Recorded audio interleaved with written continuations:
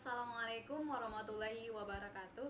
Perkenalkan, nama saya Dewi Nilam Lamalete dari kelas PG PAUD 17C. Baik, di sini saya akan menjelaskan tentang model bisnis kanvas yang saya buat. Jadi, bisa dilihat model kanvas yang saya buat yaitu hiasan bunga bingkai dari bahan sampah plastik. Nah, saya zoom dulu dekat-dekat agar bisa melihat. Oke, baik teman-teman, bisa dilihat di sini bahan di dalam bingkai ini saya ambil dari bahan sampah plastik, baik dari kelopak, latar, batang maupun daun. Oke, saya akan jelaskan dulu.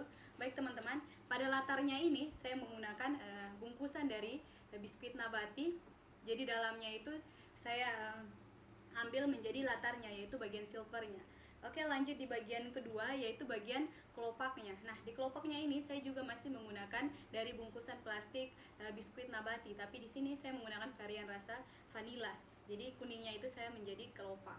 Oke, lanjut di bagian tengah kelopaknya itu saya menggunakan dari bungkusan energen coklat.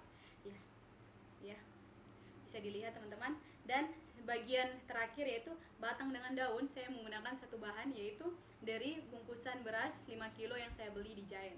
Oke, lanjut. Mungkin itu pembahasan model kanvas yang saya buat dari bahan-bahannya. Di luar dari bingkai ini, mungkin bahan-bahannya saya gunakan pure dari bahan sampah plastik.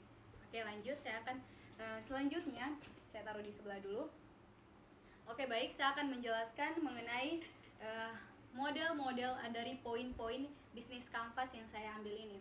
Mungkin saya lanjut dalam poin yang pertama itu teman-teman sekalian. Poin yang pertama itu customer segment. Nah, di customer segment ini adalah orang yang saya tuju untuk menjual produk ini. Jadi teman-teman, di sini saya ambil perempuan, dan lebih detail lagi perempuan yang dimana saya menjual kepada ibu-ibu atau para gadis atau anak-anak kecil, kayak anak-anak SD seperti itu, yang menyukai tanaman bunga. Nah, di sini saya menyajikan dalam bentuk hiasan bingkai bunga dari bahan sampah plastik. Oke, lanjut di bagian poin yang kedua, yaitu poin value proportion.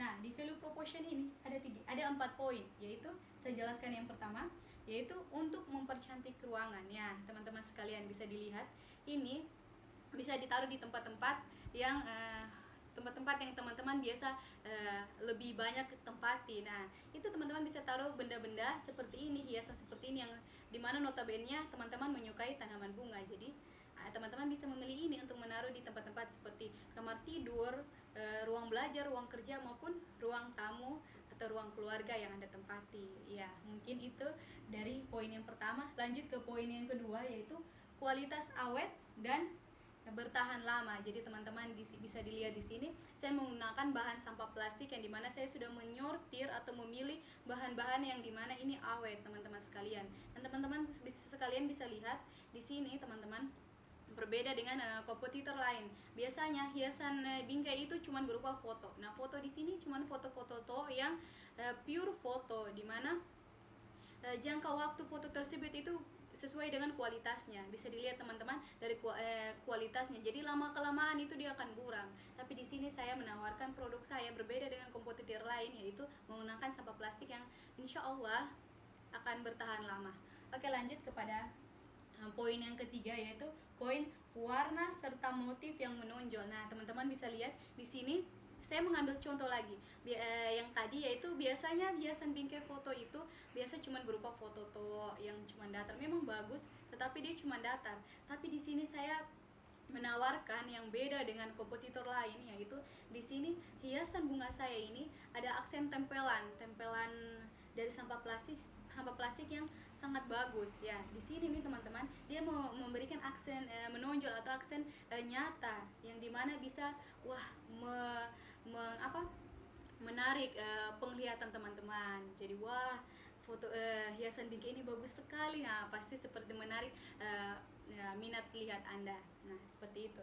Oke, lanjut kepada poin yang ketiga, poin yang keempat, yaitu atau poin yang terakhir, menggunakan bahan yang mudah didapatkan dan ramah lingkungan. Nah teman-teman, produk saya ini, the point yang keempat ini teman-teman sekalian, saya memilih bahan sampah plastik yang dimana saya tidak perlu import barang-barang dari luar negeri untuk membuat produk saya ini. Dan produk saya ini bahan-bahannya ada dalam negeri, dan bahan tersebut itu merupakan bahan-bahan yang ya insya Allah membantu pemerintah dalam ramah lingkungan. Jadi saya bisa memproduksi itu sampah-sampah yang sudah dibuang itu menjadi yang lebih bermanfaat lagi, seperti hiasan bingkai bunga dari bahan sampah plastik ini. Mungkin itu poin yang kedua dari value proposition, yang dimana nilai yang menonjol dari produk saya yang berbeda dengan kompetitor lain.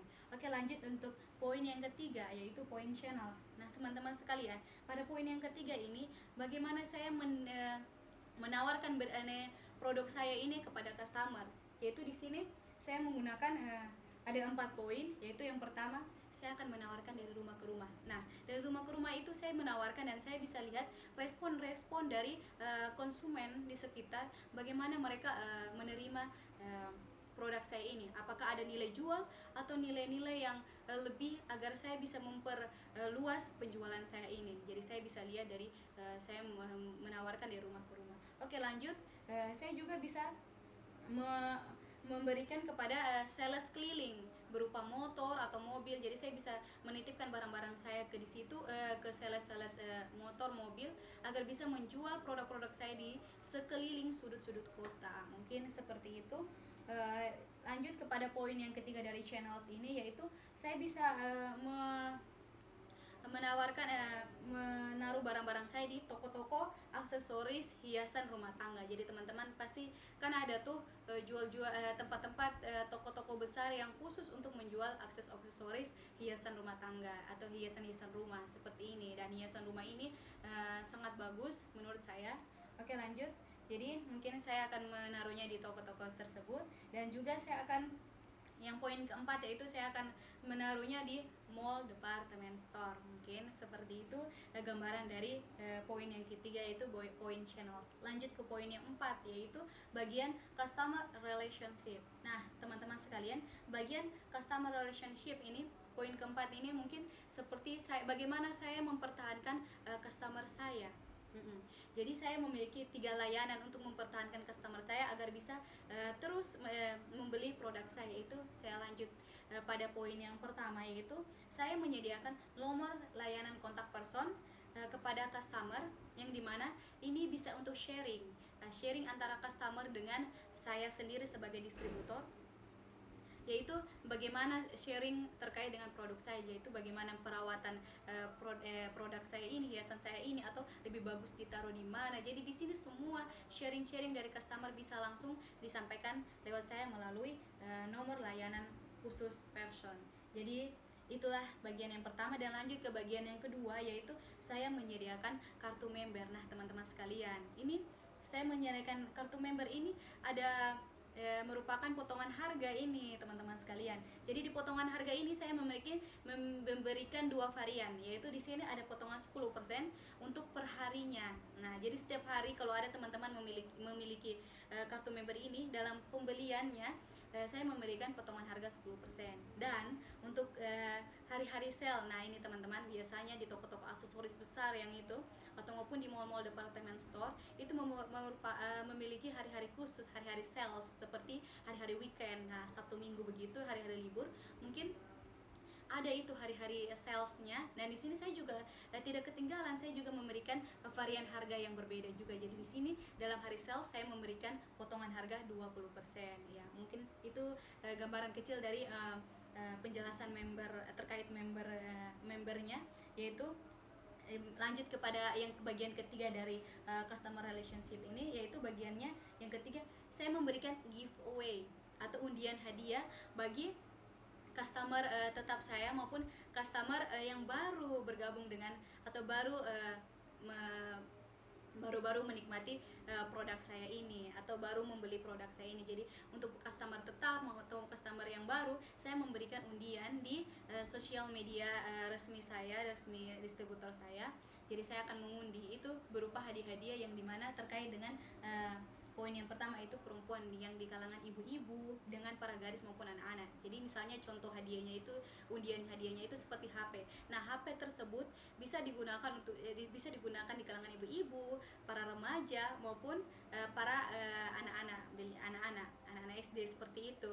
Mereka juga bisa menggunakan sosial media itu untuk bisa men-sharing produk-produk saya agar bisa terus membeli produk-produk saya, atau bisa juga saya undian barang-barang seperti barang-barang aksesoris yang lain, atau aksesoris berupa yang lebih mini lagi, hadiah-hadiah begitu, ataupun saya memberikan tawaran giveaway hadiah berupa alat-alat rumah tangga. Ya, di sini tidak menutup kemungkinan ibu-ibu, bukan saja ibu-ibu yang suka masak. Di sini saya lihat anak-anak remaja maupun anak-anak sekarang sudah belajar masak, baik masak dari yang sederhana maupun masak-masak yang ya sudah mulai profesional. Oke, lanjut. Mungkin itu sharing sedikit di bagian keempat, customer relationship. Lanjut di bagian kelima, yaitu revenue stream. Nah, teman-teman sekalian, di revenue stream ini bagian dimana tadi kan saya sudah menyediakan apa. Jadi di bagian revenue stream ini yaitu keuntungan yang saya dapat dari di luar dari penjualan produk ini. Jadi teman-teman sekalian, saya pasti akan bekerja sama di dua tempat, yaitu yang pertama saya akan bekerja sama dengan pabrik bingkai dan mebel kayu yang membuat furnitur kayu yang unik-unik, yang bisa menaruh dengan bentuk yang unik-unik agar bisa menaruh bingkai hiasan bunga saya ini. Jadi mungkin saya akan bekerja sama di situ, dan saya juga akan mendapat keuntungan dari pabrik maupun mebel kayu tersebut. Mungkin itu bagian dari revenue stream. Sudah jelas teman-teman. Jadi bagiannya saya lanjut di bagian poin yang keenam, yaitu key researches. Nah, di key research ini saya memiliki 4 bagian, yaitu key research ini lebih ke sumber daya manusia yang yang berkecimpung di dalam pembuatan produk saya itu, yaitu ada 4 di sini.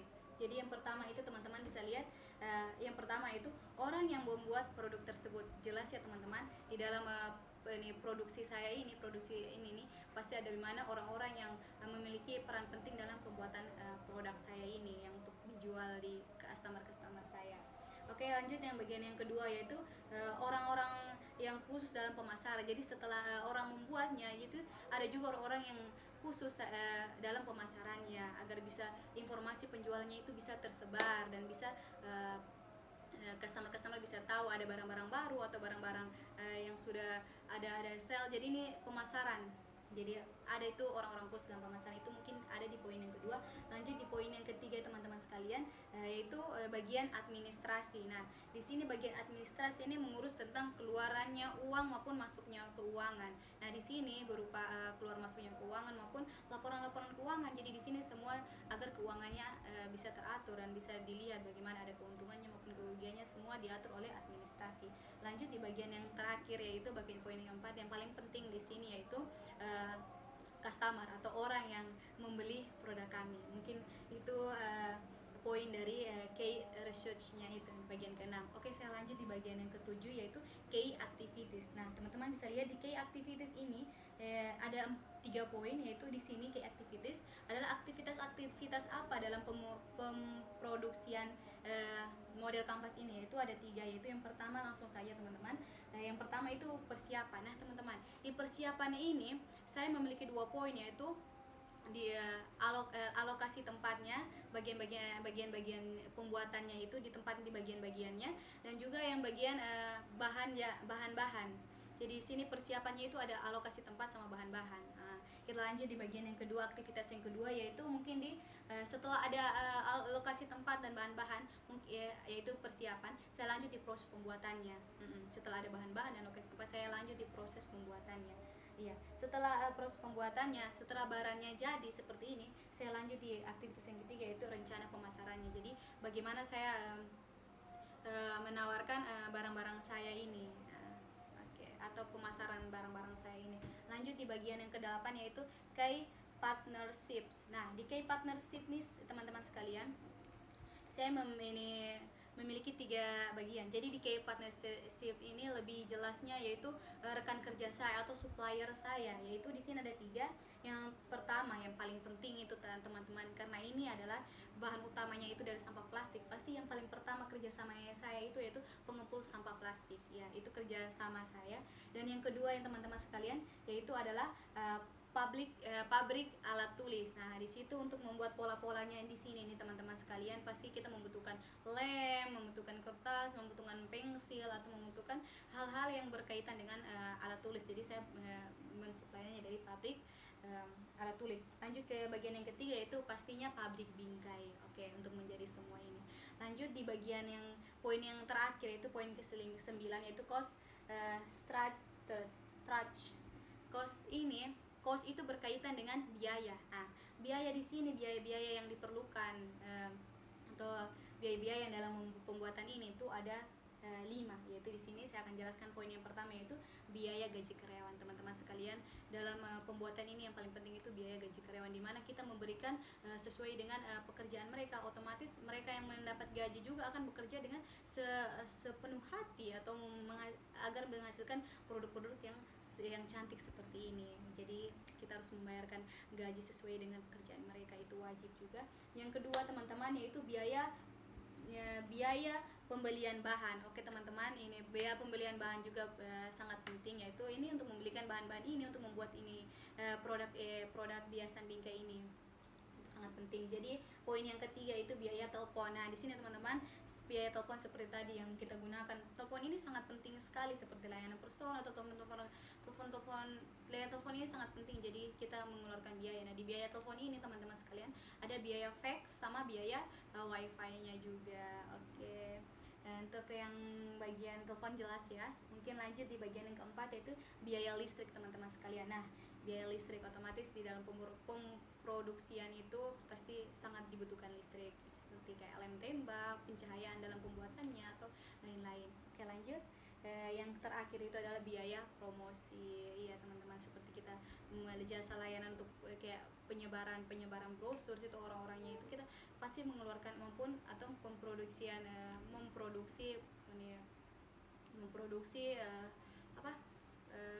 seperti brosur-brosurnya. Untuk brosur penjualan ini kan pasti itu saya memisah biayanya itu tersendiri, yaitu biaya promosi. Mungkin itulah penjelasan dari model kanvas yang saya buat dan poin-poin dari bisnis model kanvas yang saya jelaskan.